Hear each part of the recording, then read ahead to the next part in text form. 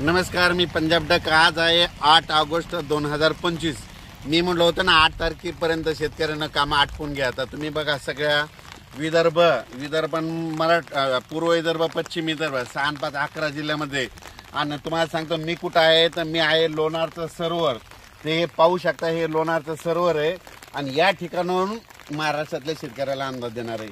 हे पाहू शकता, हे लोणार या ठिकाणी आहे ना, या ठिकाणी देखील पाऊस सुरू आहे। आणि या ठिकाणी आता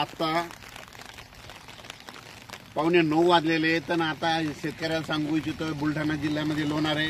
आता लोणारमध्ये आता 9च्या नंतर खूप जोरात पाऊस पडणार आहे। म्हणून हा बुलढाणा जिल्ह्यातल्या शेतकऱ्यांनी, लोणार तालुक्यातल्या शेतकऱ्यांनी अंदाज लक्षात घ्यायचा। योगायोगाने ह्या लोणार या ठिकाणी म्हणून सांगतो। त्याच्यानंतर राज्यात सांगायचं झालं तर आज 8 तारखेला म्हणजे आज बऱ्याच ठिकाणी, काही ठिकाणी आता 9ला पाऊस सुरू होईल, काही ठिकाणी 10ला होईल, कुठं 11ला होईल, कुठं 12ला होईल, कुठं दुपारून होईल। म्हणून हा अंदाज लक्षात घ्यायचा। पण राज्यात सांगायचं झालं तर तुम्हाला मी म्हटलं होतं ना 11 ऑगस्ट पर्यंत दररोज वेगवेगळ्या भागात पाऊस पडणार आहे। सगळ्यांना जीवदान ठरणारा असा पाऊस पडणार आहे। म्हणून हा अंदाज लक्षात घ्यायचा।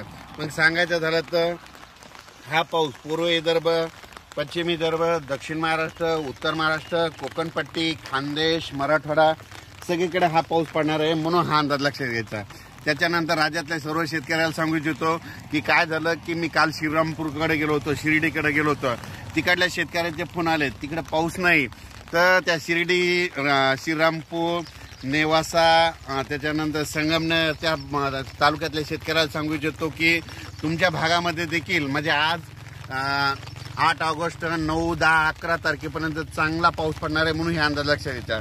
त्याच्यानंतर विदर्भातल्या शेतकऱ्याला सांगू इच्छितो की विदर्भात देखील चांगला पाऊस पडणार आहे।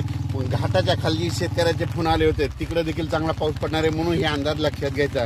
त्याच्यानंतर धुळे जिल्हा, नंदुरबार जिल्हा, धुळे, नंदुरबार, जळगाव जिल्हा, पुन्हा त्याच्यानंतर कळवण, नाशिक, लासूर या शेतकऱ्याचे फोन आले की आमच्या इकडे पाऊस नाही। 40 गावचे शेतकऱ्याचे फोन आले, पारवळ्याचे आले। तुमच्या तिकडे आज बघा, आज दुपारनंतर तुमच्या धुळे जिल्ह्यात, जळगाव जिल्ह्यात, नंदुरबार जिल्ह्यात तिकडे देखील पाऊस पडणार आहे। म्हणून हा अंदाज लक्षात घ्यायचा। त्यानंतर पश्चिम महाराष्ट्रात देखील आज म्हणजे चांगला जोराचा पाऊस सुरू होणार आहे। म्हणून पश्चिम महाराष्ट्रातल्या शेतकऱ्यांनी हा अंदाज लक्षात घ्यायचा।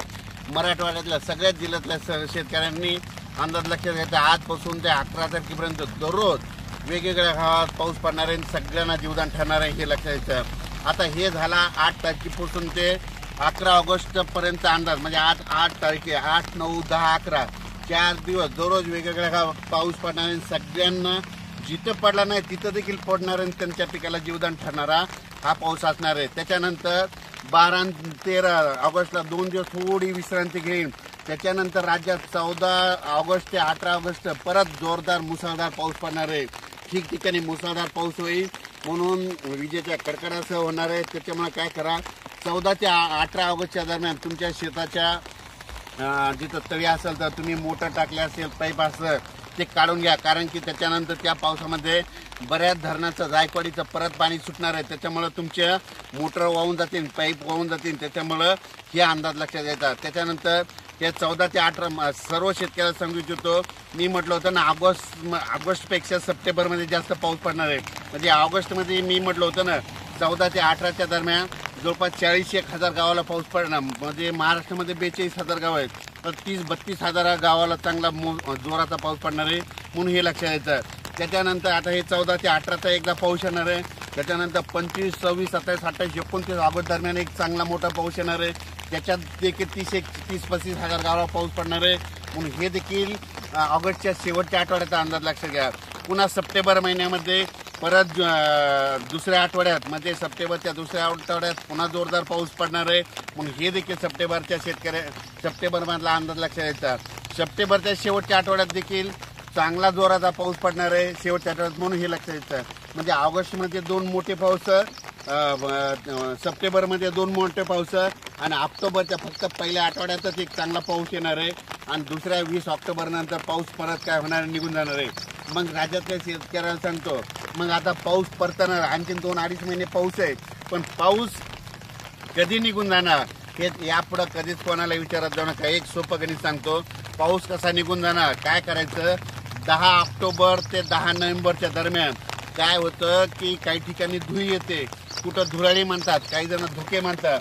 तर शेतकऱ्याला सांगत होतं ज्या ठिकाणी धुळी आल्याच्या नंतर त्या झाडावर, कापसावर, सोयाबीनवर असे जाळे पडले, जाळे धुळी आली 10 ऑक्टोबर ते 10 नोव्हेंबरच्या दरम्यान, आपण म्हणायचं आता कंप्लीट 12 दिवसानं पाऊस निघून जाणार आहे. हा अंदाज निसर्ग त्या जाळे रूपी धुळीच्या रूपात देतो. म्हणून हे लक्षात यायचं. त्याचा मी अंदाज परत तुम्हाला देणारच आहे, पण हे सर्व शेतकऱ्याला सांगू इच्छितो. आणि तुम्ही बघा, काल परवा मी म्हटलं होतं ना, महाराष्ट्रामध्ये ठिकठिकाणी यापुढे कधीच कोणाला पाऊस करायचं नाही. आपल्याला हे निसर्गच पाऊस सांगतो. आणि योगायोगाने या ठिकाणी हे निसर्गरम्य लोणारचं सरोवर आहे बघा. इथलं पाणी कधीच आटत नाही. हे निसर्ग उल्कापात झाला होता अशी म्हणजे सांगतात की उल्कापात होऊन या ठिकाणी म्हणजे उल्का पडलेला हे इथं सरोवर नैसर्गिकरित्या झालेलं आहे. म्हणजे निसर्ग काही तुम्हाला सांगतो गोष्टीचा अंदाज देत असतो. तर त्याच्यानंतर शेतकऱ्याला सांगू इच्छितो, तुम्ही काय करा, आता मी काल परवा म्हणजे 6 ऑगस्ट 7 ऑगस्ट आणि 8 ऑगस्टच्या दरम्यान मी ठिकठिकाणी शेतकऱ्याला सांगितलं होतं तांबडा आभाळ होईल बघा. तांबडा आभाळ झालं की त्याचा फोटो काढून ठेवायचा. लगेच आपण म्हणायच्या मित्राला 3 दिवसात पाऊस येणार आहे. आणि तुम्ही पाहू शकता की सगळीकडे झालंय आणि पाऊस सुरू आहे. म्हणजे हे अंदाज तुम्हाला कोण देतं? हे निसर्ग देतं. आणखीन परत एक तुम्हाला एक कळण्यासाठी परत सांगतो, 13 आणि 14 तारखेला परत असंच एक तांबडा आभाळ पश्चिम दिशेला होईल, ठिकठिकाणी महाराष्ट्रात होईल. लगेच तुम्ही म्हणायचं 14 ऑगस्टच्या 18 दरम्यान राज्यात पुन्हा पाऊस येणार आहे. म्हणून हा अंदाज लक्षात घ्यायचा. राज्यातल्या परत शेतकऱ्याला एक सांगतो, आता हे ऑगस्ट महिना, ऑगस्टमध्ये 2 मोठे पाऊस, सप्टेंबरमध्ये 2 मोठे पाऊस आणि ऑक्टोबरच्या पहिल्या आठवड्यात पाऊस.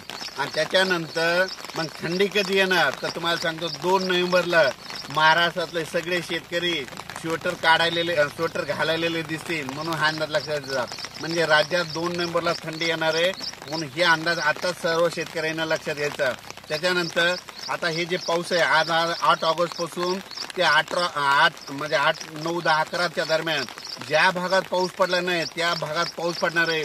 तुम्हाला सांगतो शिर्डी, कोपरगाव, राहता, त्याच्यानंतर संगमनेर, नेवासा म्हणजे या भागामध्ये काय झालं होतं की म्हणजे ह्या 15 महिनाभर जरा पाऊसच नव्हता पडला. थोडा पडायचा पण त्यांना पिकाला जीवदान करायचं.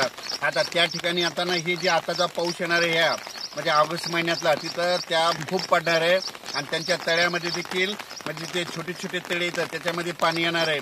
त्याच्यानंतर निळवंडे धरणाचं परत एकदा पाणी सोडावं लागणार आहे. कारण की याच्यामध्ये मुसळ 14 ते 18च्या दरम्यान परत मोठा पाऊस पडणार आहे. जायकवाडी धरणाचं देखील पाणी सोडावं लागणार आहे. कारण की जायकवाडी धरणाचा परत एकदा म्हणजे त्या लाभ क्षेत्रामध्ये कॅचमेंट एरियामध्ये तिकडे पाऊस पडणार आहे. म्हणून हे देखील आताच अंदाज लक्षात घ्यायचा. त्याच्यानंतर येलदरी धरण, सिद्धेश्वर धरण हे जे धरण आहे या धरणाला पाणी कुठून येतं? विदर्भात पाऊस पडल्याच्या नंतर. तर आता 14 ते 18 आणि आता हे 8 ते 11 ह्या पावसामध्ये परत ह्या नद्याला पाणी येणार आहे. त्याचं पाणी लगेच येलदरी धरणाला जाणार आहे, सिद्धेश्वर धरणाला जाणार आहे. आणि ती देखील धरण जवळपास 100 पर्यंत जाण्याच्या तयारीत राहतील. त्याच्यानंतर ज्या भागात अद्यापही पाऊस पडला नाही त्या ठिकाणी हे पाऊस सगळीकडे पडणार आहे. कोणी शेतकऱ्यांनी काही चिंता करायची गरज नाही. सगळीकडे निसर्ग काय करतो, सगळ्यांना झुकतो, माग देतो. कधी आधी देतो, कोणाला मागचं काय होतं, पाऊस शिकरून आल्याच्या नंतर तो पाऊस यायला वेळ लागतो. म्हणून सगळ्या शेतकऱ्यांनी हे लक्षात घ्यायचं.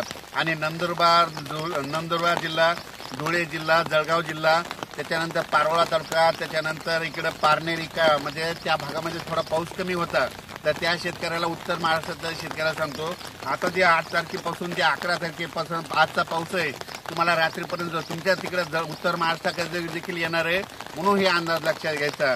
आणि त्याच्यानंतर बऱ्याच शेतकऱ्याचे आता कांदा रोप टाकायला तर तुम्हाला एक सांगतो 14 ते 18 एकदा पाऊस येणार आहे. त्याच्यानंतर हे 8 ते 11 आहे. तुम्ही कांद्याचं रोप कसं टाकायचं, पावसानं खराब होतंय का नाही हे तुम्ही तुमचा निर्णय परत घ्या. त्याच्यानंतर तुम्हाला एक सांगू इच्छितो, बऱ्याच शेतकऱ्याचे असे मेसेज येतात की तुम्ही फोन उचलत नाही. तर तुम्हाला सांगतो माझा जे नंबर आहे तर महाराष्ट्रामध्ये 42,000 गाव आहेत. 42,000 गावामध्ये सगळ्यांकडे फोन गेलेला आहे. आणि कोणाला वाटतं की मला फोन लावा, आणि 42,000 लोकांना जर फोन लावला तर माझा फोन असा व्यस्त दाखवतो. म्हणून दिलगिरी व्यक्त करतो. म्हणजे जनता आला तर एका दिवशी उचलतो, सरासरी कामात असतो, कधी असतो, म्हणून हे लक्षात घ्यायचं. पण शेतकऱ्याला सांगतो भविष्यामध्ये मात्र तुमच्या कष्टाचं नुकसान होऊ देणार नाही. त्याच्यानंतर हे पाऊस सोलापूर जिल्हा, सांगली जिल्हा, सातारा जिल्हा, कर्नाटक, बेळगाव, तेलंगणा, आंध्र प्रदेश तिकडल्या भागात देखील पडणार आहे, कारण की त्या भागातील शेतकरी देखील आपले फॉलोअर्स आहेत. म्हणून तेलंगणा, आंध्र प्रदेश देखील पाऊस पडणार आहे, म्हणून हा अंदाज लक्षात घ्यायचा. कर्नाटककडे देखील खूप पाऊस पडणार आहे, म्हणून हा अंदाज लक्षात घ्यायचा. कोकणातला पाऊस कायम राहणार आहे, म्हणून हे लक्षात घ्यायचं. अचानक वातावरणात बदल झाला, परत एक मेसेज दिला जाईल उद्याच्याला. धन्यवाद.